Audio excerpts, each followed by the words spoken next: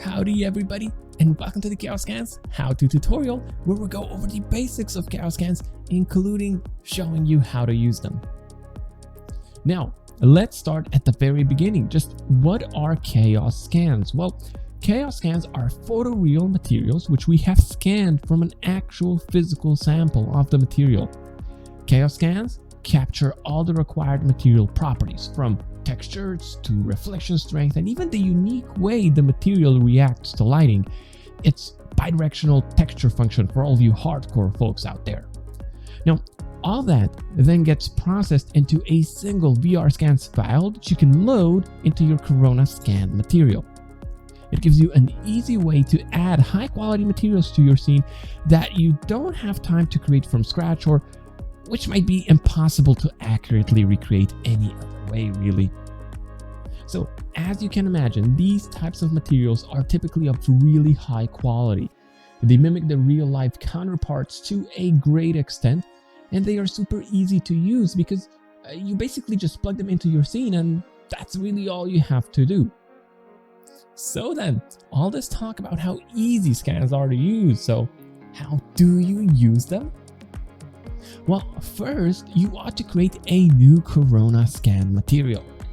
Then, you can leverage this neat little web icon here, which will take you directly to your Chaos Scans material library.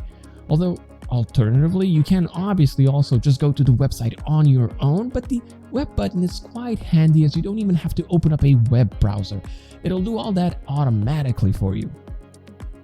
Next up, find a material that you'd like to use in your project.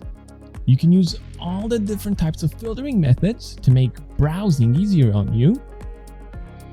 And ultimately, when you've got the material you want to use, just hit the download button for it.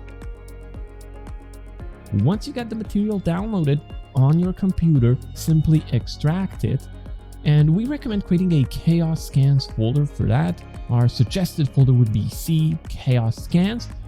But you can set things up any way you see fit, obviously. Now, once you got it extracted, take the VRScans file in there and just plug it into your scanned material. And believe it or not, that really is all that there is to it. All you have to do now is obviously just take the material and apply it anywhere you want. In our case, we're going to apply this really awesome, probably near impossible to recreate so precisely from scratch, foil material, and we'll apply it to our car cover here.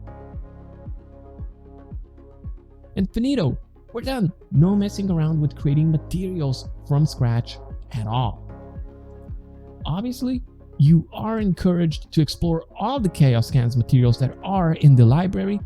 In our case here, we've used the specialized foil scan, but you can resort to other, more common materials as well, such as, for example, different scanned materials of different car paints.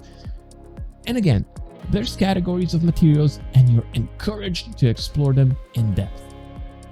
Now, even though Chaos Scans are physically scanned materials, there's still settings and parameters you can tweak to customize their look a little bit. But we'll cover these in later tutorials. Alright, and so those are the basics of working with Chaos Scans. As already mentioned, these can be of great use to you whenever you want to populate your scenes with quality, pre-made, photoreal, scanned materials. They can potentially really save you a lot of time. And that's it for this one. Thank you for your attention, and if you'd like to learn more about Corona and its features, please do check out the suggested videos that you see in front of you. Thank you, and bye bye everybody!